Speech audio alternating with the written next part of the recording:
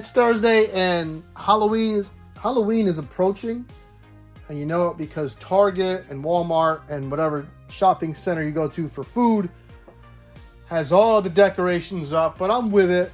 I'm in full fall Halloween mode, so I figured for what you should watch, movies you should watch and games you should play, it's gonna have like a horror theme, and maybe the next few will. So, with a little help from a NECA trick-or-treater from the underrated Halloween 3. Fright Night. We'll talk about first. Fright Night. This isn't the one that had what's-his-face from Daredevil and the awful... That guy was in two awful remakes. Fright Night and Total Recall. They were both really bad. I forget the actor's name. He played Bullseye, anyway. And he was in Phone Booth.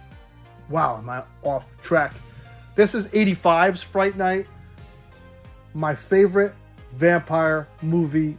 I do like Bram Stoker's Dracula. I do love the original Dracula with Bela Lugosi. This is... And there's going to be a theme with these two movies. Fright Night is a vampire film. Return of the Living Dead is a zombie film. And I know zombies are played, but this has nothing to do with what's going on now in zombie culture or films or TV. Even though we're over the hump. Everything isn't zombie anymore. Fright Night is so much fun.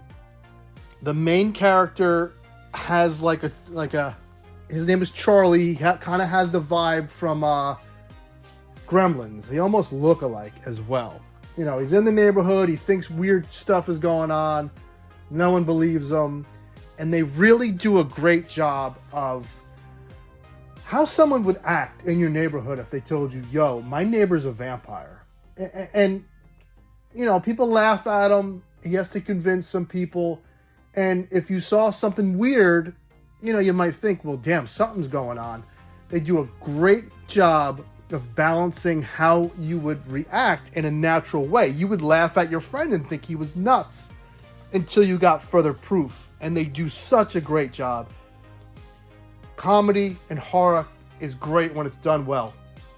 I forget what director said it. He said that with horror, if you try to scare the audience too much, it's not fun.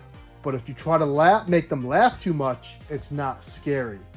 And I love that, because as good as movies like The Exorcist are, and Hereditary and The Shining, I kind of like my horror to have a little fun in it. And Fright Night is so much fun. It did have a sequel that is kind of underrated.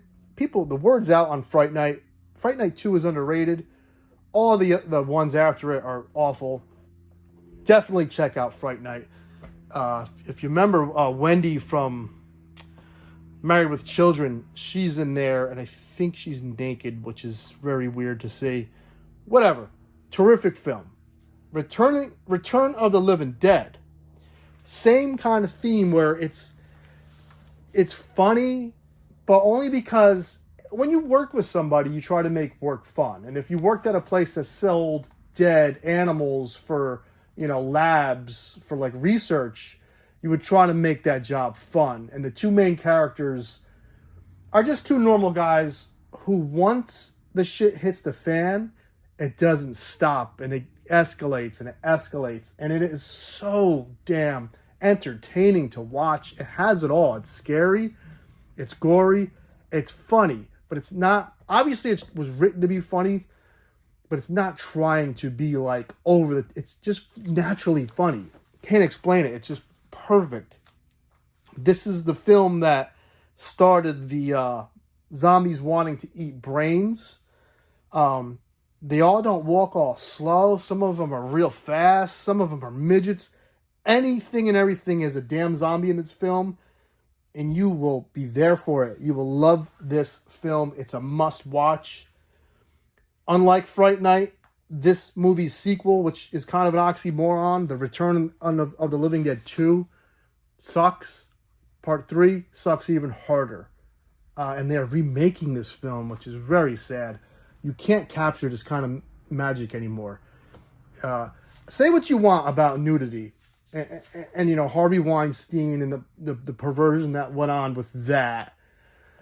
In the 80s, nudity, it felt more like rock and roll. It didn't feel more pervy, if that makes any sense. Maybe it doesn't. Maybe I'm just me, you know, favoring my past. But it didn't feel like, you know, Alyssa Milano was in a movie called Poison Ivy where she was naked, and that felt creepy. Where this feels like picking up a batarang. This is nudity for rock and roll's sake. You gotta see it to believe it. 2 fantastic horror films that are so much fun. Moving on to games. One is horror. One is more whimsical, but does have werewolves and stuff like that in it. In fact, there's a werewolf on the box. Condemned, Criminal Origins. I was going to say Oranges.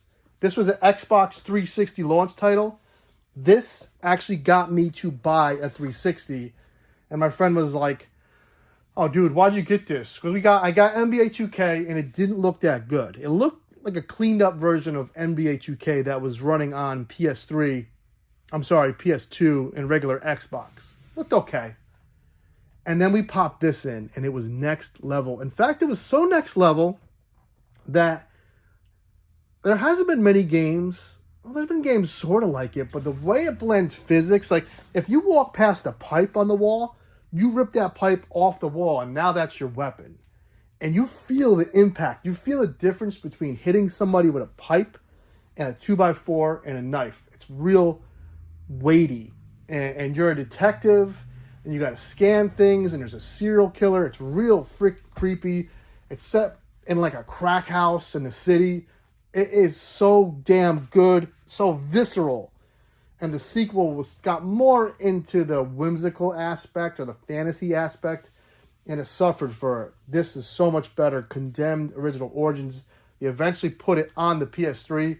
It was a 360 launch title. Fantastic game. Legendary is a game that thinks it's better than it is, but by the end of it, you have so much damn fun, it doesn't matter. You fight, so you're like a thief, and you go into a bank, and you literally open a Pandora's box, and you're in New York City, and just like this cover isn't trying to sell you something. All this shit is in the game. Griffiths and werewolves and minotaurs. You fight all that shit. It's not that smooth. Maybe in the PC it'll run at 60 frames per second and all that stuff that means something to you. It is so damn epic. Buildings are crumbling. People are getting picked up by the griffins. Eventually get this power on your hand. Oh my god, it is so much. It's so epic, and it's cheesy, and it's such a hidden gem. I love. This is one of my favorite games of all time. I love it. I play it once every few years. Unfortunately, it didn't get Condemned got a sequel. This didn't get a sequel. The team tried to take that same over-the-top crap happening everywhere and put it in like a World War II style game where America got invaded, and it just felt very generic, where this feels incredible. So those are my picks for what to watch, games to play.